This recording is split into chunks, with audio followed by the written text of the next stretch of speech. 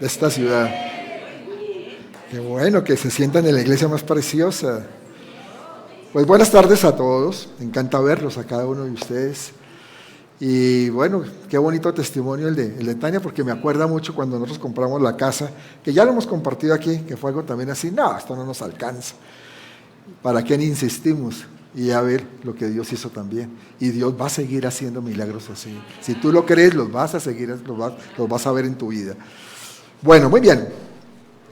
En las últimas enseñanzas hemos hablado de la renovación de nuestra mente, ¿no? ¿Y para qué renovamos nuestra mente?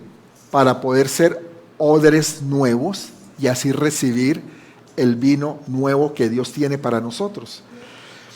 Y también sobre lo que es tener, hablamos también hace 2 semanas de lo que es tener una mentalidad de reino. Y teniendo esa mentalidad de reino podemos caminar en lo que es la verdad, que es la palabra de Dios, es lo que marca nuestra ruta y lo que marca nuestra manera de obrar también en todo lo que hacemos. Pero hay un espíritu muy fuerte que viene en contra de nosotros y que se quiere oponer a esa renovación de nuestra mente, y es el espíritu de Grecia. Y ese espíritu yo creo que todos lo hemos tenido de alguna u otra manera, en mayor o menor grado. Por eso es tan importante conocerlo y desenmascararlo.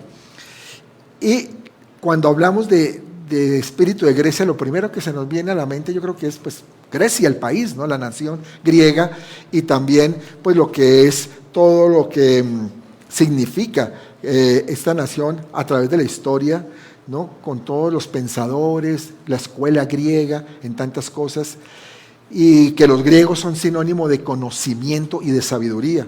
Yo creo que eso todo lo hemos aprendido cuando hemos pasado por nuestra secundaria o nuestra preparatoria, que se ha hablado, cuando estudiamos algo de filosofía, se hablaba de todo esto. Pero bien, empecemos por decir que este espíritu es el enemigo número 1 de lo sobrenatural. Entonces ahí empezamos ya como que pensando que no va muy acorde a lo que Dios es, a la esencia inclusive de Dios. Y que su influencia en la iglesia de Cristo también ha paralizado lo profético. Cuando se mete este espíritu con poder o con fuerza en una iglesia, empieza a frenar todo un mover profético. Y quiero que vayamos, en otras palabras, todo lo que es sobrenatural, digamos. Vamos a Daniel, quiero que vayamos a Daniel 20 y 21. Daniel 10, 20, 21, ¿qué dice? Vamos a leerlo. Yo lo tengo en Reina Valera, pero vamos a leerlo en la Nueva Versión Internacional. Y me preguntó, ¿sabes por qué he venido a verte? Pues porque debo volver a pelear contra el príncipe de Persia. Y cuando termine de luchar con él, hará su aparición el príncipe de Grecia. Vamos al 21. 21.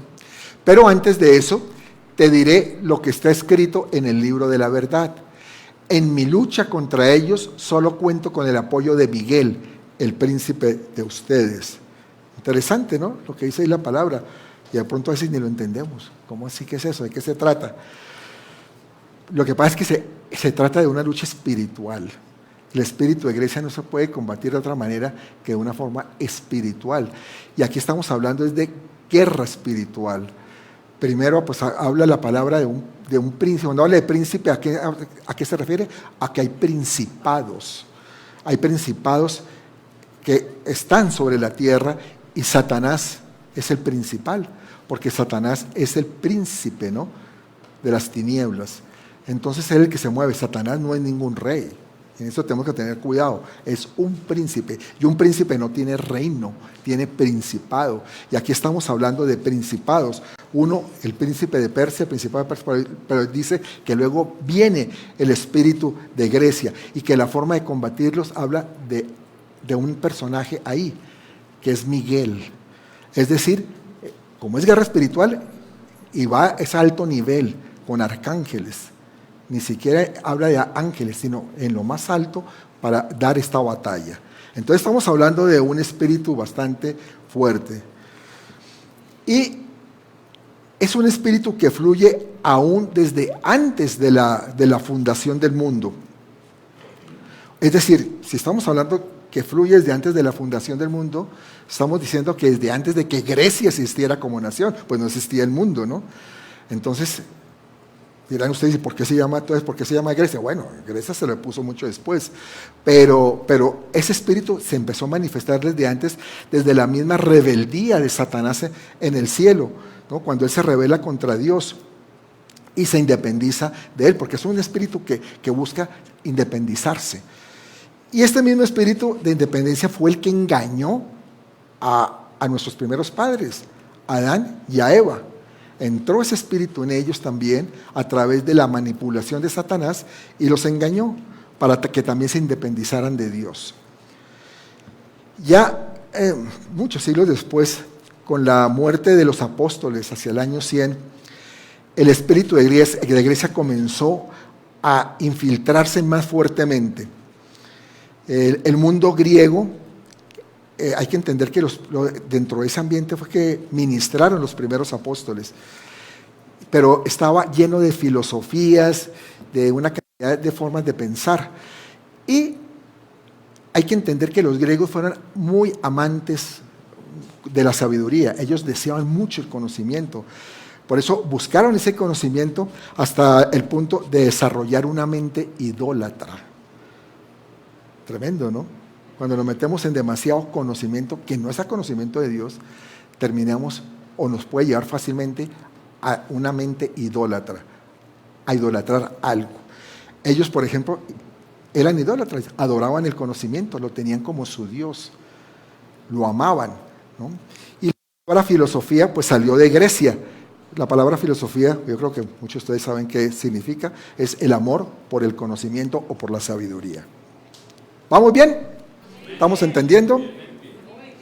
Bueno, los griegos fueron guardianes de grandes personajes como Aristóteles, Platón, Sócrates y de innumerables filósofos.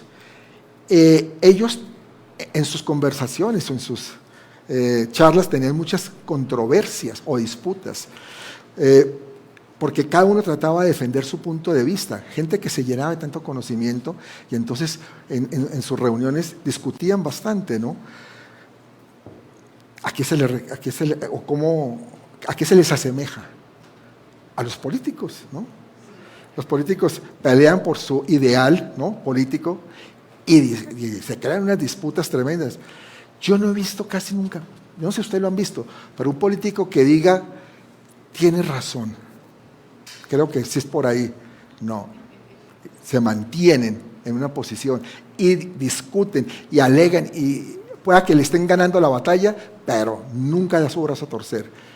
Así eran los griegos, los filósofos griegos. Amaban eso, amaban el debate y el razonamiento. Yo antes de conocer a Cristo, más joven que ahora, ¿no?, hace pocos años, no, muchos años ya, resulta que a mí me encantaba también eso. Yo tenía como desarrollamos ese espíritu de Grecia. Y me gustaba, yo de pronto entraba en debates filosóficos de la vida o hasta políticos también. Mi esposa cuando me conoció pues sabe que era así. Ella también era muy amante de las discusiones. Pues como buena estudiante de Derecho, cuando nos conocimos, un abogado, con respecto a los abogados, pero los abogados son muy también dados a esto, ¿no?, a la dialéctica y el cuestionamiento, y bueno, y fue parte de su formación. Y a mí me encantaba, a mí me gustaba mucho meterme en esos líos, y no daba mi brazo a torcer tampoco, ¿no? Y trataba de convencer y no dejarme convencer. Y resulta que con el tiempo todo eso cambió, con el conocimiento de Dios fue muy diferente. Pero muchas personas, yo creo que muchos de los que hemos estado aquí hemos vivido eso. Y fue en esa clase de mundo, ¿no?, de la época de los apóstoles, vuelvo allá otra vez, donde nació la iglesia. Pero en medio o por medio de la gracia de Dios y de la unción apostólica, porque los apóstoles fueron a establecer el conocimiento de la palabra de Dios, a poner fundamentos, Ahí fue que se le dio a esta la capacidad, a la iglesia, la capacidad de vencer la mentalidad que traía el espíritu de Grecia. Amén. O sea, la iglesia dio una batalla, pero la ha ido ganando a través de la historia. Y el espíritu de Grecia funciona como una estructura rígida, de una forma así, cuadrada, impregnada de razonamientos y filosofías humanas. Se le mete mucha cuestión humana. Y que tiene como objetivo que el individuo llegue a ser un superhombre. A través del conocimiento, va creciendo en conocimiento, entonces se busca que sea un superhombre, o lo peor de todo, un superdios. ¿Están entendiendo hacia dónde vamos? Muy bien. Ahora, este espíritu se manifiesta en forma de pensamiento. Hay espíritus que no se manifiestan en forma de pensamiento, sino de pronto se manifiestan en forma de comportamientos de las personas, cuando tienen cierto tipo de espíritus, o de formas de hablar, pero este es en forma de pensamiento, en la mente, es de los que más penetran en la mente, y limita al creyente para que el creyente no entre en el reino de Dios, y mucho menos en sus dimensiones sobrenaturales, porque dijimos que va en contra de lo sobrenatural.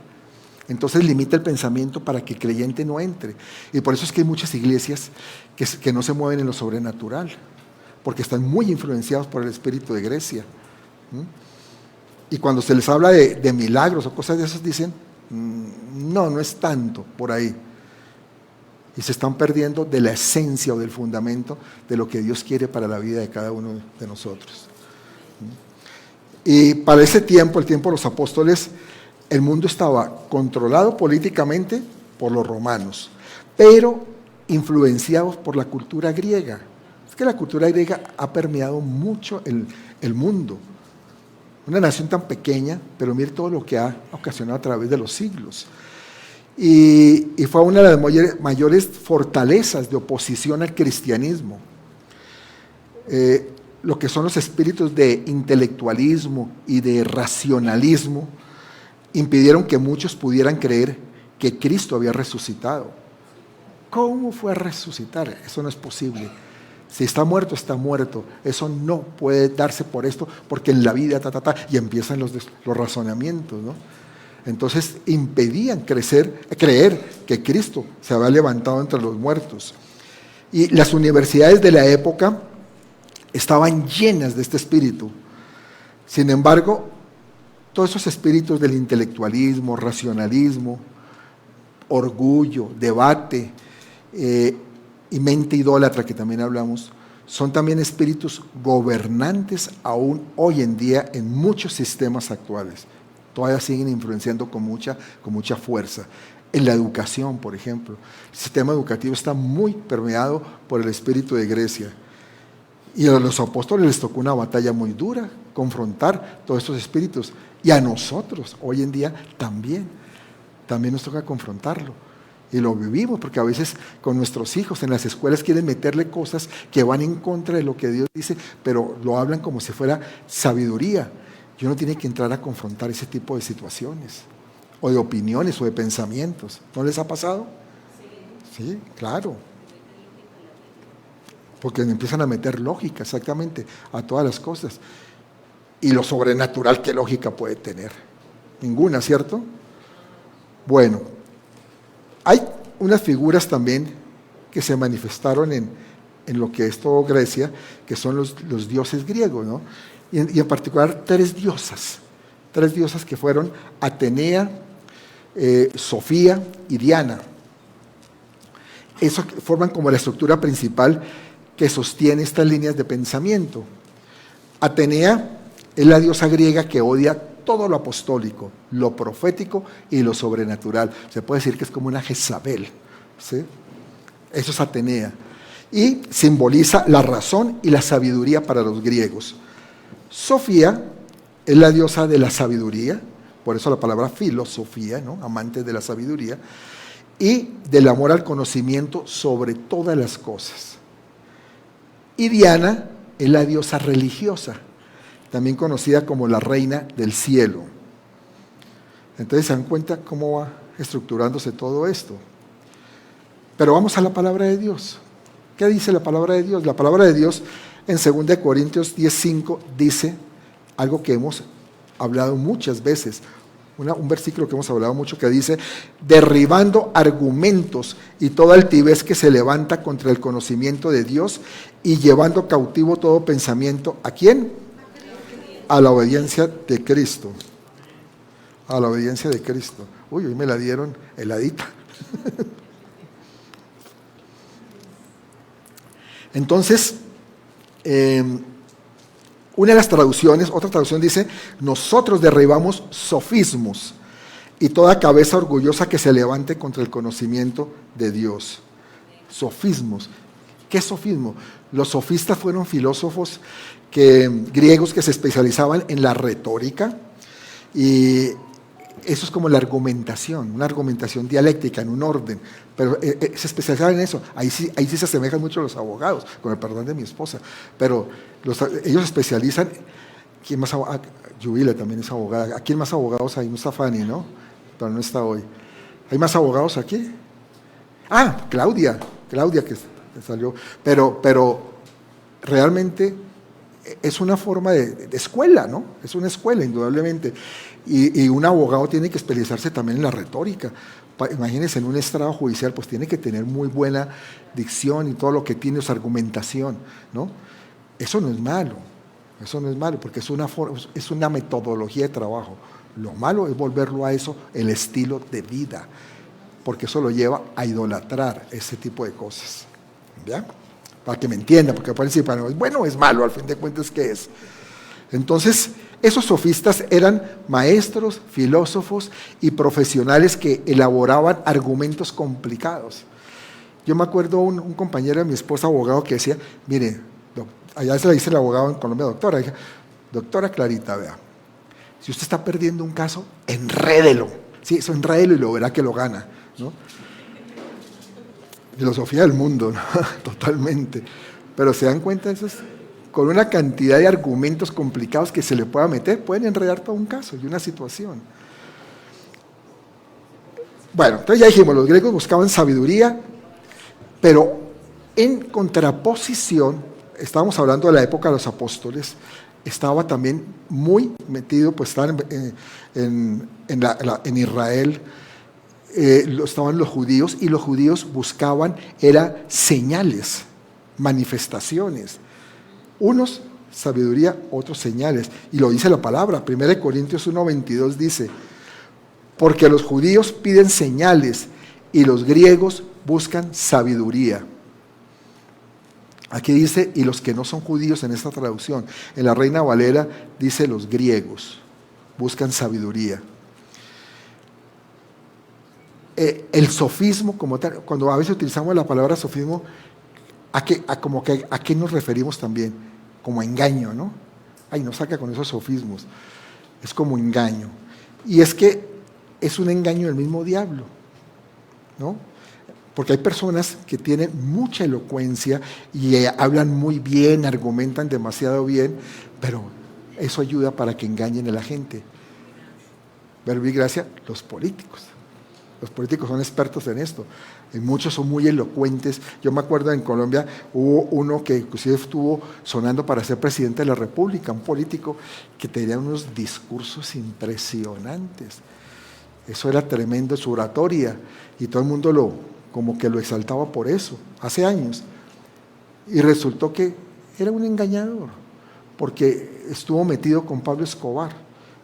Inclusive pagó muchos años de cárcel hasta hace poco, porque dicen que fue el autor material de un candidato a la presidencia que era contraoponente del político, que era Galán. ¿Cómo? Como Colosio de acá, exactamente, que iba a ser el presidente y lo mataron en campaña, cuando iba a empezar la campaña. Entonces, ahí es donde nos damos cuenta, mucha elocuencia, mucha palabra, pero puede tener mucho engaño. O sea, sofismos, ¿no? Los sofismos.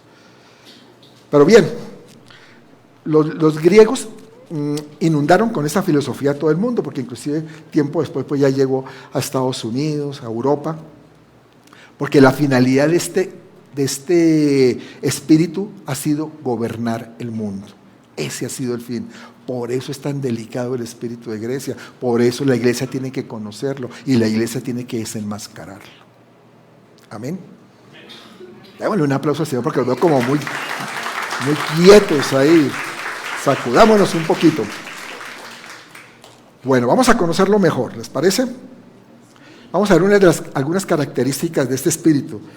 Y ahí empezarán ustedes a decir, wow, ¿será que me están hablando a mí? 1. El humanismo.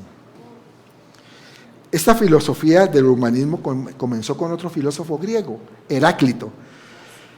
Heráclito destronó a Dios del centro de atención para poner en su lugar al hombre como si el hombre fuera un Dios. Cuando estaba preparando esto me puse a leer un poquitico de Heráclito y realmente era un canijo el Heráclito, porque él se las daba de que tenía un conocimiento demasiado alto y para él todos los demás no valían nada. Prácticamente el mundo era un grupo de gente ignorante, no le daban la talla. Imagínense el ego tan espantoso de este hombre. Dicen que él murió, se suicidó. Entonces se suicidó, pero que no se sabe si fue porque no soportó ver tanta gente inferior a él, que pudo haber pasado, o una enfermedad que parece que era, ya me voy por la enfermedad, la verdad, que era muy, muy dolorosa y se suicidó. Pero era una persona de un ego tremendo y como creía que el conocimiento de él era demasiado alto. Y para él lo que era el pueblo era algo que decía, no vale la pena compartir con ellos. Inclusive era una persona muy solitaria, se alejaba por esa misma razón, no compartía con casi nadie. Tremendo, ¿no? Lo que es el poder de ese espíritu en la mente de alguien. Y también un ejemplo de humanismo pues son los movimientos de la nueva era. La nueva era enseña que el hombre es un Dios, que en el hombre está todo el potencial para sacar adelante y para labrar su destino. Por eso es que siempre todos estos pensamientos le dicen, es que usted tiene un poder dentro de sí, dentro de sí mismo tiene un Dios. Nosotros sí tenemos a Cristo, pero es muy diferente, ¿verdad? Pero lo que tratan de ver es que el hombre es el que es el Dios, un ser supremo. Y en lugar de enfocarse en Dios, entonces el humanismo se enfoca en temas terrenales y buscan ayudar a otros por sí mismos y no dejan actuar a Dios en lo absoluto. Entonces, ay, pobrecito tal, yo voy a ayudarlo, yo soy el que lo puedo ayudar, yo voy a hacer esto por él, yo tal cosa, ¿no? Y entonces se mete, y a veces se ve muy bien, dice, ay, qué corazón tan hermoso, ¿no? Pero es un espíritu de humanismo y a veces no se deja obrar a Dios, ese es el problema. Dios quiere obrar y el humanismo no lo deja, porque el hombre se mete en la mitad y entonces Dios, yo creo que dice, hágalo usted, entonces a ver cómo le sale. Tremendo. Entonces, esa es una de las características. Pero hay otra, que es el intelectualismo. El intelectualismo es la exaltación de la inteligencia humana, el reconocimiento y el logro de metas y lo que son también esos símbolos.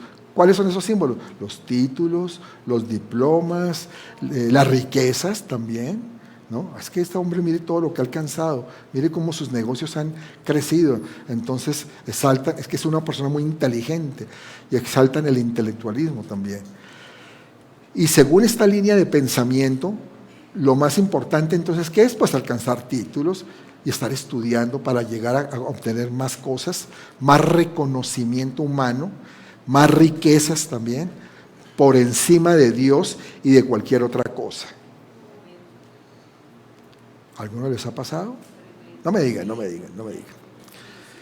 Entonces, la razón según el pensamiento griego es la que rige el universo.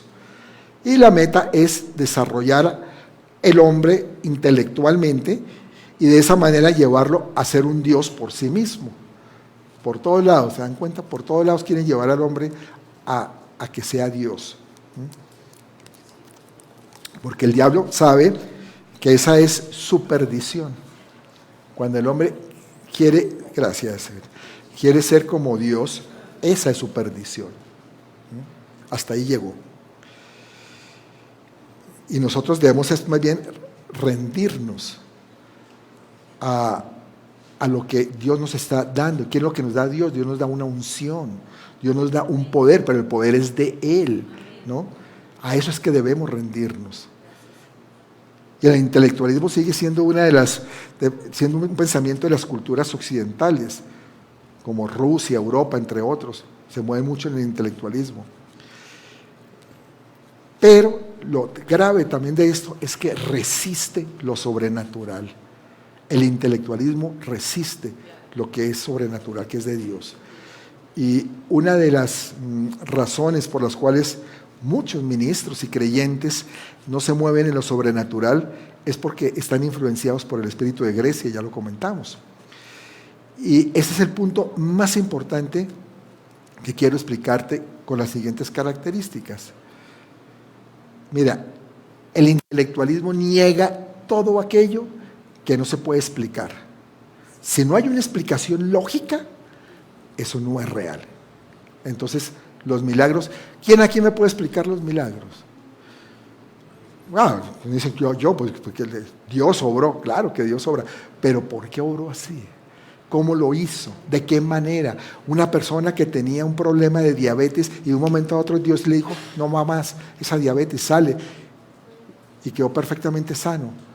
Van donde el médico y el médico dice, no lo puedo creer, no tengo explicación para esto. Eso ha sucedido. Muchos médicos, por ejemplo, se aterran a veces de sanidades que dicen, pero ¿cómo fue posible esto? Y uno dice, Dios. Y les cuesta creerlo, ¿cierto? Pero Dios sí ha obrado.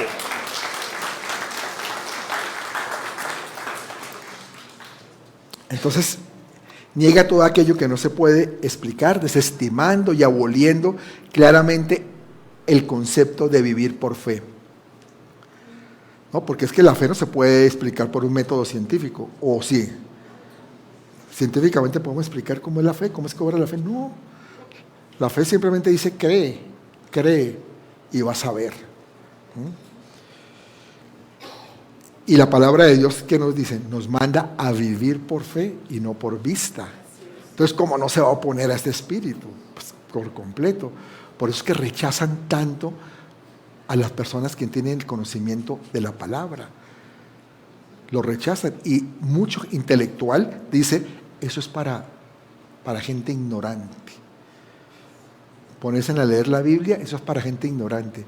Y no se dan cuenta que más bien es para gente que desea o anhela el poder de Dios en sus vidas, que ese poder actúe para hacer cosas extraordinarias, para lograr sueños, para lograr metas, resultados, pero no por ti mismo, sino porque Dios, por su amor y por su misericordia, lo hace en tu vida. Amén.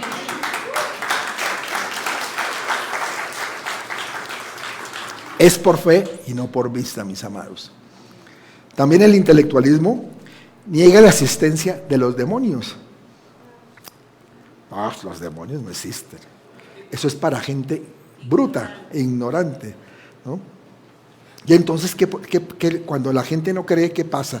Impide la liberación. No puede haber liberación de demonios, ¿no? Una de las grandes mentiras del diablo con la cual engaña a la humanidad es aquella que dice que los demonios no existen. El diablo quiere que lo ignoren para él poder moverse tranquilamente. Y entonces trata de meter a la gente en la cabeza esa idea. Es que los demonios no existen. Eso es invento ahí por ahí de los cristianos. O sea, hasta el Papa un día dijo que el infierno no existía. Entonces, lamentablemente una parte de la iglesia se lo ha creído. Yo he conocido a personas también en la iglesia muy elocuentes en el conocimiento de la Biblia, que te la hablan de una manera impresionante y causan admiración, pero en su vida, en la práctica, no experimentan realmente lo que están diciendo.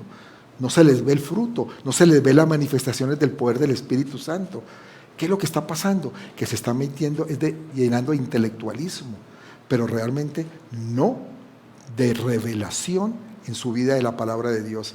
Entonces es tan peligroso este espíritu que hasta para la misma palabra de Dios trata de frenarlo en el mover espiritual que Dios quiere para tu vida. Y lo hace tener mucho conocimiento, pero poco poder, o nada de poder. Qué triste, ¿no? Yo prefiero que tú tengas 3 versículos muy bien metidos en tu vida y con eso muevas alrededor tuyo una cantidad de cosas a tu favor. Muy bien. Otro punto que también tiene este espíritu es que niega la sanidad divina, ¿no? Que fue algo también que ya comenté. Por eso es que a los médicos les cuesta creer. O sea, ellos no piensan que eso sea posible. Que si no es a través de un medicamento o de una cirugía o de alguna intervención de un médico, una persona de la noche a la mañana se pueda sanar completamente. Porque ese espíritu lo niega, ¿no? Nuestro Dios, Jehová de los ejércitos, Jehová Sabaoth, como escribió Martica ayer, que mandó el mensaje ayer, habló de Jehová Sabaoth. Es un Dios sobrenatural y poderoso, que hace milagros, sanidades, prodigios, echa fuera demonios y profetiza también sobre nuestras vidas. Entonces, la esencia de Dios es una esencia sobrenatural, completamente sobrenatural. Y nosotros, todos nosotros como su pueblo, tenemos que movernos en esa dimensión. Yo no me concibo una vida cristiana sin movernos en lo sobrenatural. Me parece hasta aburrida, pura religión. No, tenemos que movernos en ese espíritu que Dios nos da. La influencia del espíritu de Grecia ha sido tan grande que ha creado fortalezas en la mente de las personas. Estoy hablando de gente dentro de la iglesia, que ha creado fortalezas. Por eso es que nosotros tenemos que estar convencidos de que ese espíritu no vaya a estar influenciándonos. Tenemos que renunciar al espíritu de Grecia, si es que en verdad queremos ver manifestado lo sobrenatural de Dios. Ten la seguridad que si tú tienes espíritu de razonamiento en tu mente, muy difícilmente va a hacer milagros en tu vida, ¿no? Y entonces alrededor ves milagros, pero como que en el fondo no crees. Yo no creo tanto en eso. La verdad es que pasó tal cosa o hicieron tal otra, ¿sí? Y están diciendo que es un milagro, porque les cuesta creer, ¿no? Entonces hay que renunciar a ese espíritu. Y hoy en día la ciencia busca 1000 excusas para desmentir lo que es sobrenatural. Y eso no es más que otra cosa que el espíritu de Grecia tratando de confundir la mente del hombre para que no crea en Dios. Porque es un espíritu que busca es que la gente no crea en Dios. Para que la gente diga, no, es que yo no necesito de Dios.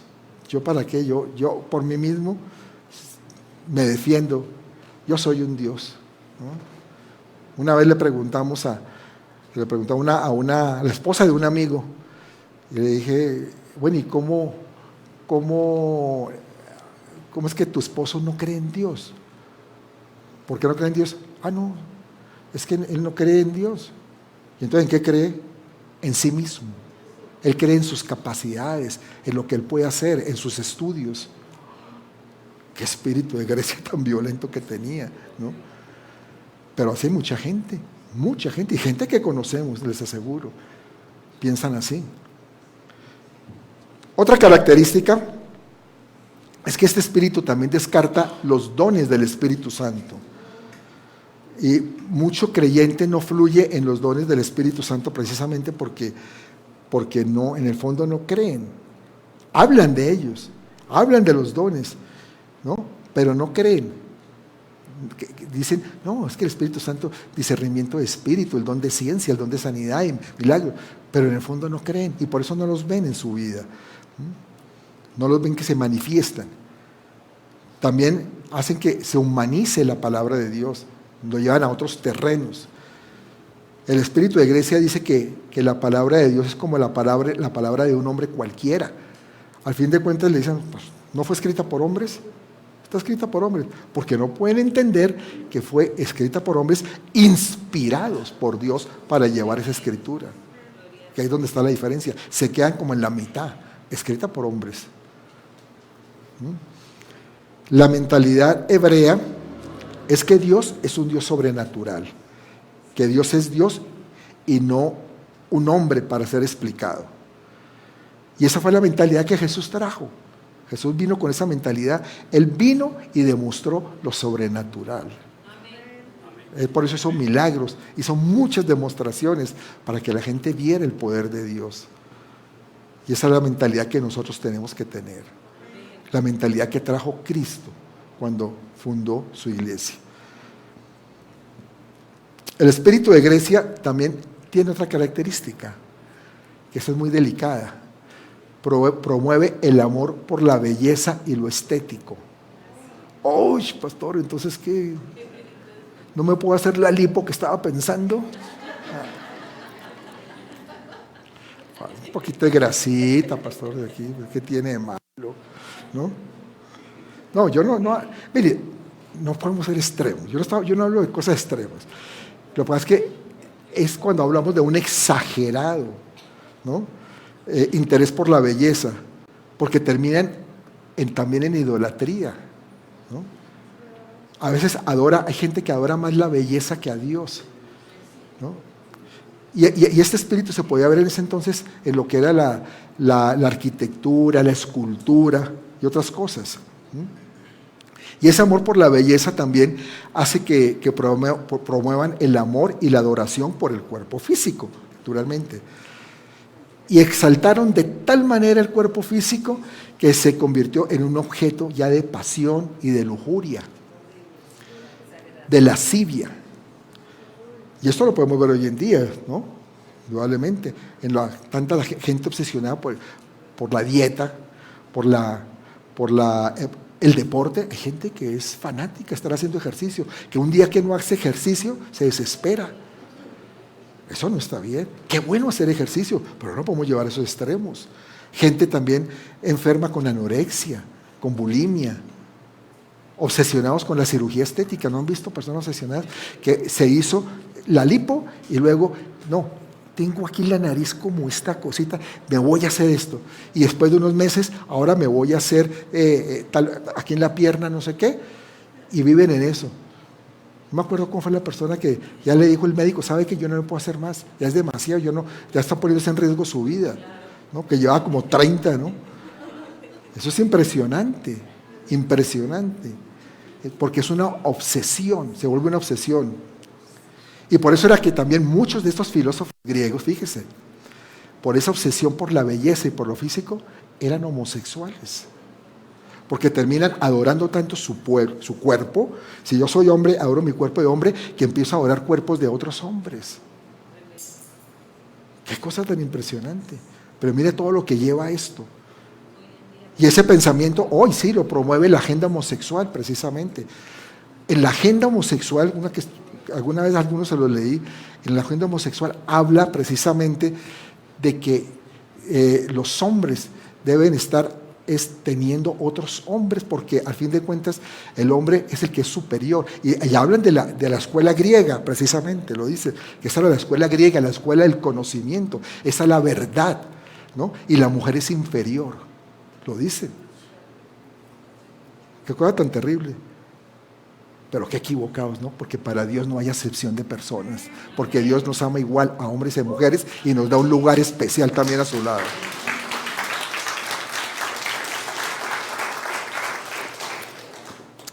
En el caso del deporte, por ejemplo, podemos ver las Olimpiadas.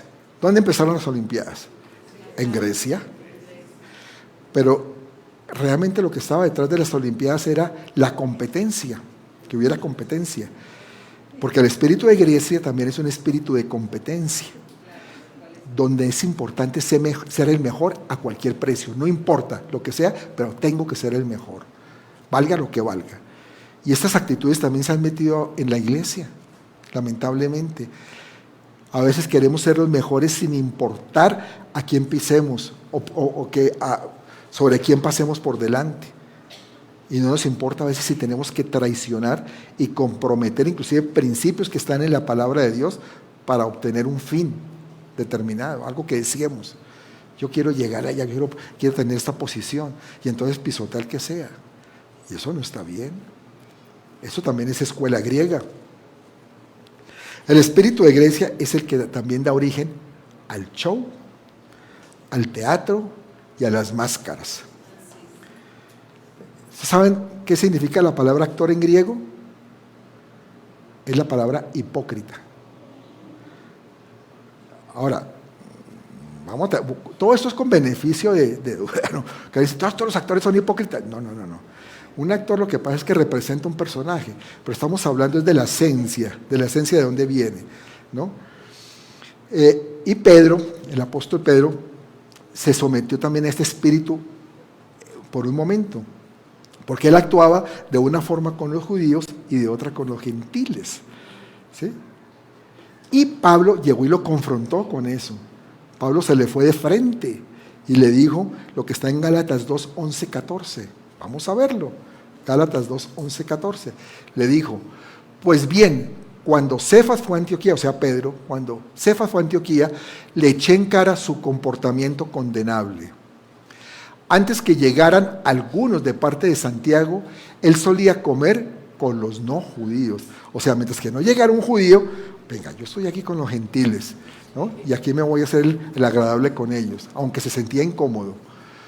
Pero cuando llegaron los judíos, comenzó a retraerse. Hoy ya llegaron los míos, mejor yo me separo, y a separarse de los no judíos, por temor a los partidarios de la circuncisión. O sea, los de la circuncisión, pues los judíos, ¿no? Entonces los demás judíos se le unieron en su hipocresía. O sea, hubo gente que empezó a hacer lo mismo, a ser hipócritas. Y hasta el mismo Bernabé se dejó arrastrar por esa conducta hipócrita.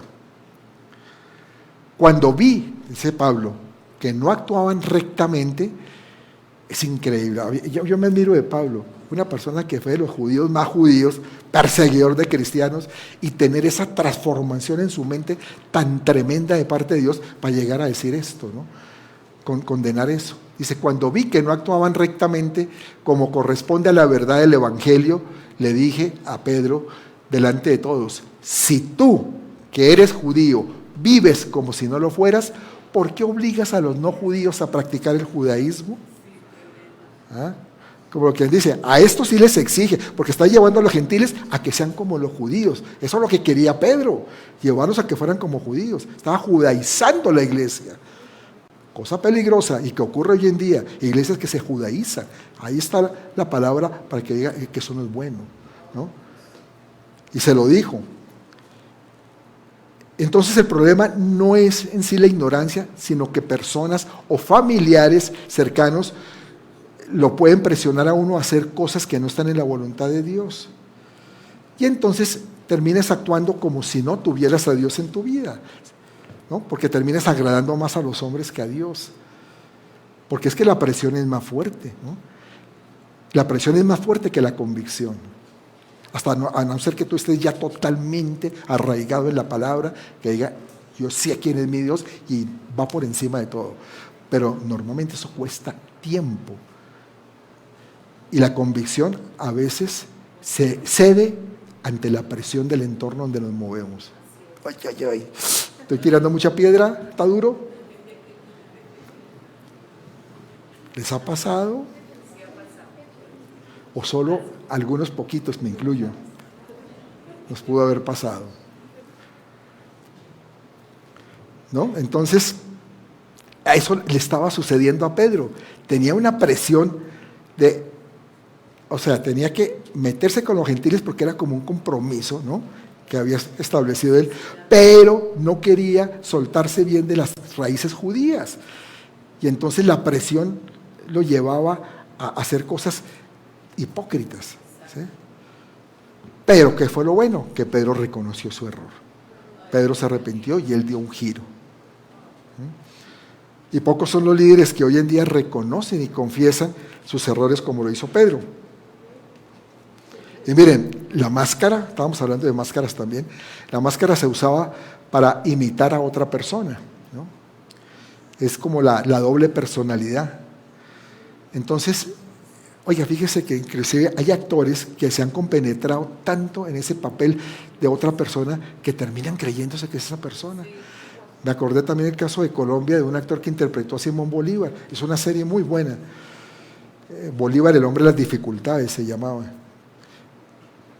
Y el hombre terminó loco. Él ya murió, pero terminó en un psiquiátrico, creyendo que era Bolívar. que era el espíritu de Bolívar, que era la reencarnación de Simón Bolívar. Y fue el actor que lo interpretó. Tremendo. Mire lo que es tener realmente la firmeza espiritual para poder sobrellevar una cantidad de cosas. Bueno, entonces, en ese sentido también el espíritu de Grecia se metió en la iglesia. ¿Por qué? Porque somos a veces una cara en la iglesia y después de que ya nos salimos de aquí, nos vamos para nuestra casa, nos comportamos diferentes, somos otra cara. Unos se ríen, otros se ponen muy serios, pero eso no pasa en Fe de Reino, gracias a Dios. Eso aquí no pasa, eso son otras iglesias, sí. ¿No? Como tener aquí en la iglesia y llegamos a la casa, este soy yo. ¿No? Para el espíritu de Grecia, el poder y la posición otorgadas por el hombre son mucho más importantes que la misericordia y la integridad. Por eso es que a veces nos comportamos así, en un lado bien, en otro lado diferente. Y el Señor quiere que nosotros seamos íntegros. Dice Proverbios 27, dice, justo, bueno, vamos a leerlo, lo voy a leer esta sí en la nueva, en Reina Valera. Camina en su integridad el justo, sus hijos son dichosos después de él. Una persona íntegra es aquel que es el mismo en público y en privado, se comporta igual. Y hoy en día pues es más importante que todos nos vean como a veces como perfectos, ¿no? Como que no nos equivocamos. Y eso no es otra cosa que una manifestación del espíritu de Grecia. El querer llegar y que me vean, pero que soy pulcro, que soy íntegro, que soy uno de una sola pieza, cuando en el fondo sé que no lo soy así. Pero eso es espíritu de Grecia actuando en la mente de uno. Porque se está levantando en contra de la verdad, ¿no? De la humildad, inclusive, y de la integridad que debemos de tener. Y es tan peligroso este espíritu. Bueno, ¿para qué les sigo contando? Yo creo que ya están asustados. No, pero es que es bueno conocerlo, ¿cierto? No, mira, es tan peligroso que hace que el ser humano se enaltezca, ¿no? Y pone lo humano por encima de Dios. Porque es que este espíritu convence al hombre, lo mete en la cabeza que es un Dios, que es un Dios. Y Satanás se mete ahí y trata de promoverlo. Claro que sí, claro que eres un Dios, adelante, ¿no? Recordemos Génesis 3:5. Génesis 3:5 dice, sino que sabe Dios que el día que comáis de él serán abiertos vuestros ojos y seréis como Dios, sabiendo el bien y el mal. Miren esto. Eva fue engañada, pero ¿saben qué fue engañada? En que le dijo, van a ser como Dios, y el hombre ya eran como Dios, porque el hombre fue hecho a imagen y semejanza de Dios. O sea, Dios lo puso en la tierra con cierta habilidad, con cierto poder, el poder de Dios actuando en él naturalmente, pero ya era. Y el otro le dijo, van a ser como Dios, ¿sí? No, lo que pasó fue que con ese engaño el hombre dejó de ser como Dios y se fue alejando más de Dios. Fue perdiendo esa condición que Dios le había puesto desde el huerto del Edén. Y otro aspecto delicado en personas que tienen este espíritu y que son parte también de la iglesia de Cristo es cómo escuchan la palabra de Dios. Oye, ¿de qué van a ver? Ahora sí nos van a dar más duro. Porque, miren, si lo que se predica los hace sentir cómodos, está perfecto, está bien la predica. Pero se empieza como a causarnos escozor, como molestia, me empieza a sentir incómodo. Entonces, ¿sabe que ya no me gusta como predica el pastor? Yo mejor me voy de la iglesia. Me voy para otra donde predique algo más bonito, con más gracia, con más sustancia. Me parece que allá no hay tanto, se está perdiendo como eso, ¿no? Y bajo esta corriente de pensamiento, entonces resulta que el amor fraternal, el amor que se le puede dar a una iglesia, empieza a cambiar por la elocuencia, la forma en que dirigen la palabra. Y esto lo vemos desde tiempos de Pablo, en donde se lleva mucha gente era por elocuencia. Hoy en día lo vemos. Ay, no, yo voy a la iglesia del apóstol tal, porque qué hombre para hablar la palabra. Hay gente, perdón, pero yo sé que hay gente que a veces no oye ni la palabra, de su casa, de su iglesia, porque les parece que es poco, y escuchan una cantidad de predicadores por internet y todo eso. ¡Qué maravilla de enseñanza! ¿Y qué habló el pastor el domingo? Ni idea, no me acuerdo. No digo, no sigo. Esto está muy fuerte ya. Te reprendo, Satanás. Ya. Bueno, dice 1 Corintios 3, 4, 5. Porque esto viene, como le digo, desde los tiempos de Pablo. Dice, porque diciendo el uno, bueno, vamos a leerlo aquí. Cuando uno afirma, yo sigo a Pablo, y otro, yo sigo a Apolos, ¿no es porque están actuando con criterios humanos? Después de todo, ¿qué es Apolos? ¿Y qué es Pablo? Esto está escrito por el propio Pablo. Nada más que servidores por medio de los cuales ustedes llegaron a creer, según lo que el Señor asignó a cada uno. Pero la gente, mire, yo voy a Apolos, es que ese Apolos es bárbaro. No. Pablo, es que Pablo, ese sí que tiene la unción, ¿no? Mejor me voy para él. Y lo que dice el propio Pablo dice, no se vayan por ese lado. Más bien, den cuenta que somos siempre mortales servidores de Dios. O escuchen a Dios, escuchen la palabra de Dios. Caminen con lo que les dice la palabra de Dios. No porque se la diga un hombre, es porque viene de Dios. Amén.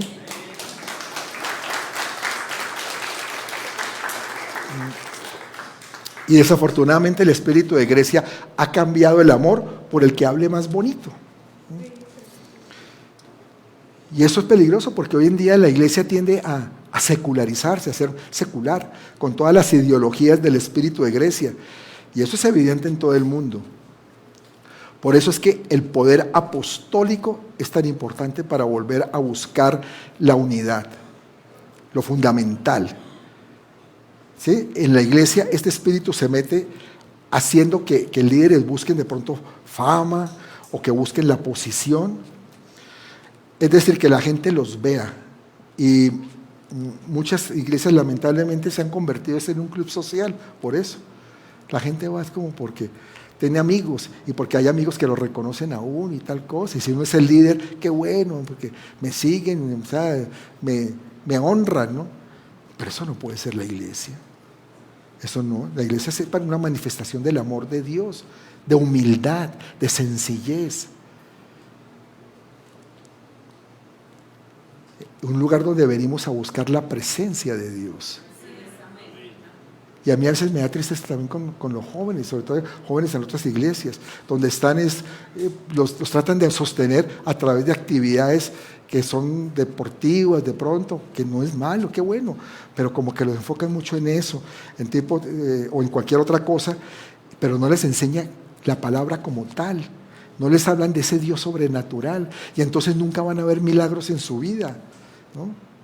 Y todo esto hace que la iglesia pierda poder, porque eso es lo que pasa. La iglesia pierde poder a causa del espíritu de Grecia. Tremendo, ¿no? Vamos. Bueno, dijimos también que este es un espíritu que busca el conocimiento, pues también es un espíritu que se mete en el orgullo del conocimiento. O sea, una persona que conoce tanto y empieza a hablar de ciertos temas, se siente orgulloso de lo que sabe, ¿no? Y los griegos se caracterizaron por buscar incansablemente el conocimiento, porque es una cultura, al fin de cuentas, basada en el conocimiento, en todo lo que tiene que ver con la mente, pero con la mente natural y no con la espiritual. Hace unos años, predicamos sobre la escuela, sobre la educación, cómo la educación se mete en lo natural y no en lo espiritual. Es decir, el hemisferio izquierdo es el que ayudan a desarrollar a través de la educación y dejan a un lado el derecho, porque el derecho es el que se mete en los terrenos espirituales y entonces se va opacando. Por eso que hay gente que le cuesta tanto, y sobre todo gente que ha desarrollado tanto el hemisferio izquierdo, que le cuesta tanto creer en las cosas de Dios, porque su hemisferio derecho está completamente dormido. Todo lo que tiene que ver con la cultura griega está relacionada con el intelectualismo, el racionalismo, y se ubica en el humanismo, que dijimos. Y ya entendimos que lo único que busca el humanismo es destronar a Dios de su lugar. yo lo puedo hacer mejor. No es que esté pensando en el fondo o que se ponga a pensar, yo lo hago mejor que Dios. No, es que estoy actuando como si Dios no existiera y me empiezo a mover yo por mis propias cuentas. Y yo ayudo a fulanito, ay pobrecito, vamos a hacer algo por ella, pero no meten a Dios para nada, no tienen en cuenta.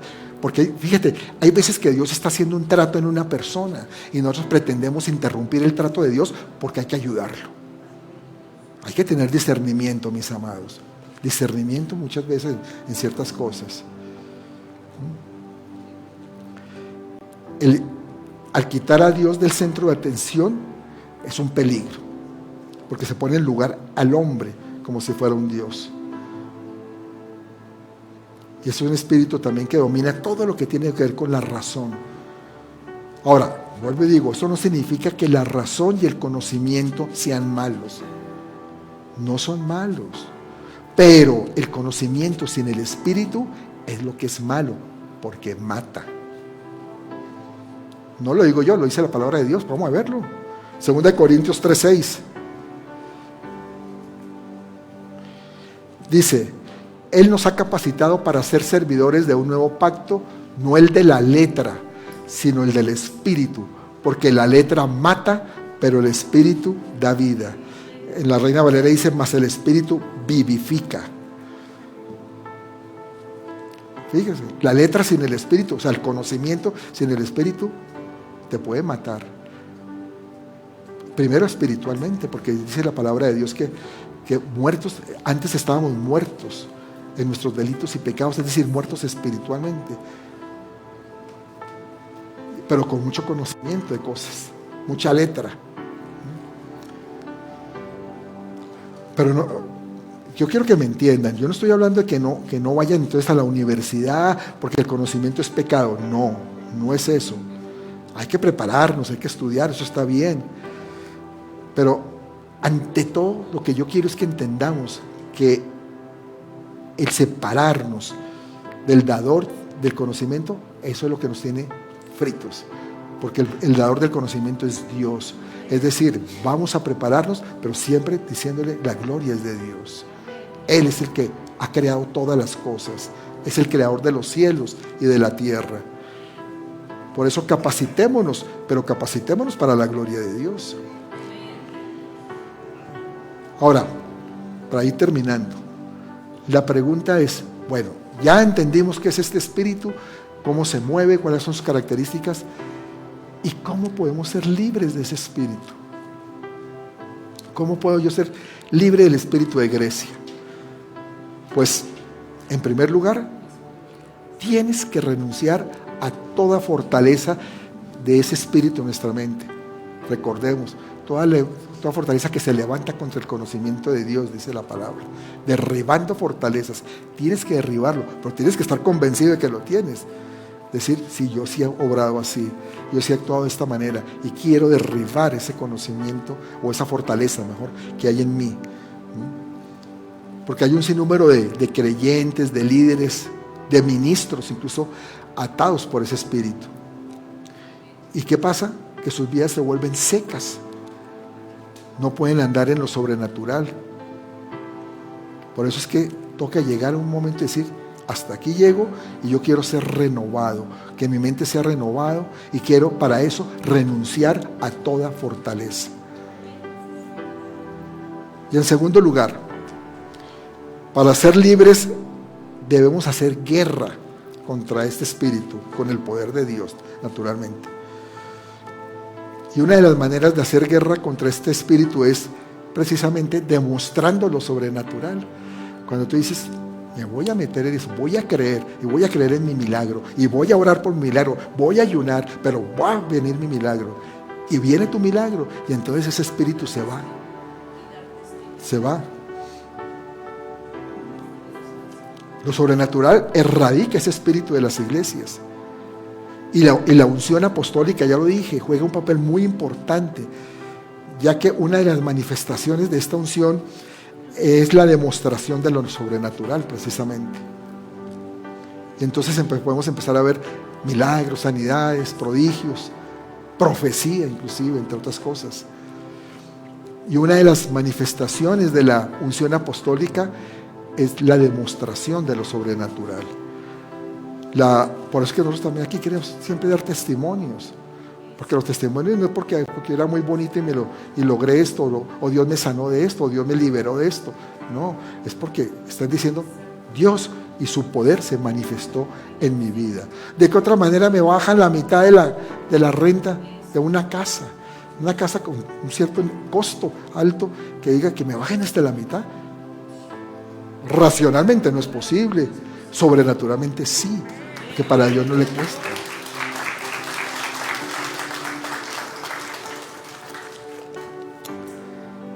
Donde quiera que va un apóstol genuino, porque eso sí, también hay mucho charlatán y hay que tener cuidado en eso, pero donde va un apóstol genuino tienen que ocurrir milagros, sanidades, maravillas, prodigios, porque ahí se manifiesta el espíritu de poder que nos habla Pablo en 1 Corintios 2, 1, 5, y con eso voy terminando. Dice Pablo en 1 Corintios 2, 1, 5, así que hermanos, vamos a leerlo aquí. Yo mismo, hermanos, cuando fui a anunciar el misterio de Dios, no lo hice con gran elocuencia y sabiduría. Me decidí más bien, estando entre ustedes, a no saber de cosa alguna, excepto de Jesucristo y de este crucificado. Es más, me presenté ante ustedes con tanta debilidad que temblaba de miedo. No les hablé ni prediqué con palabras sabias y elocuentes, sino con demostración de poder del Espíritu, para que la fe de ustedes no dependiera de la sabiduría humana, sino del poder de Dios. Vamos a ponernos de pie.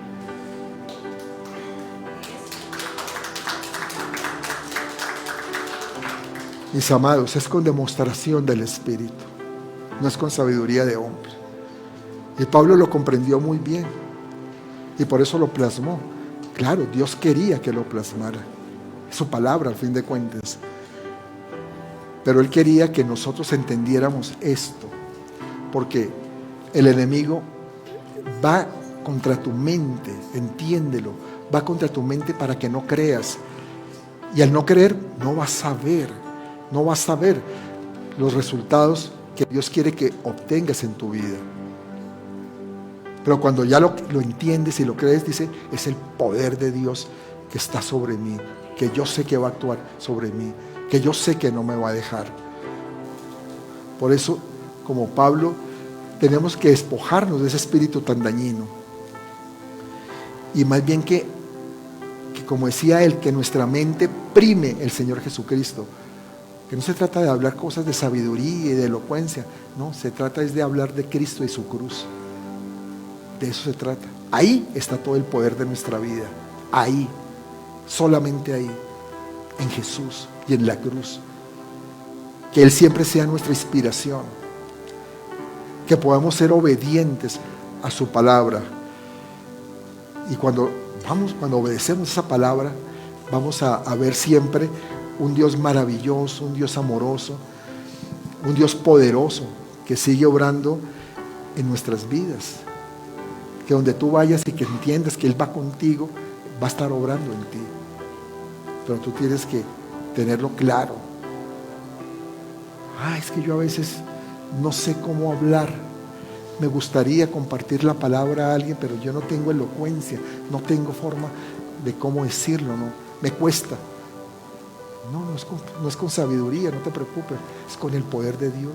Dile, Señor, necesito hacer tu obra, necesito compartir tu evangelio, lléname de tu poder, dame tu unción y yo voy, Señor, y yo voy. Amén. Gracias, Señor. Gracias, Padre, porque eres maravilloso, Señor. Eres hermoso. Y hemos sido a veces tan inconscientes, Señor, de la grandeza tuya. A veces no hemos sabido valorar todo lo que tú has hecho en nosotros, el poder que tú también nos has dado, por estar creyendo cosas que no tienen ningún sentido ni ningún valor en nuestra vida. Pero hoy, Señor, queremos ser diferentes. Queremos despojarnos de ese espíritu de Grecia que tanto daño nos ha podido hacer en el pasado, llenándome de conocimiento que como decía Pablo, eso es basura, todos los títulos. Qué bueno que podamos estudiar, que podamos alcanzar una meta, una carrera, pero que eso no sea lo que prime en nosotros, porque lo que prima, lo que es importante, lo que es realmente primordial, eres tú, Jesús, solo tú, Señor. Por eso, Señor, ayúdanos a siempre confiar en ti y a esperar en ti, Señor, a esperar en ti, porque tú, Señor, eres el único que puede transformar nuestra mente y cambiar nuestras circunstancias, Señor. Vamos a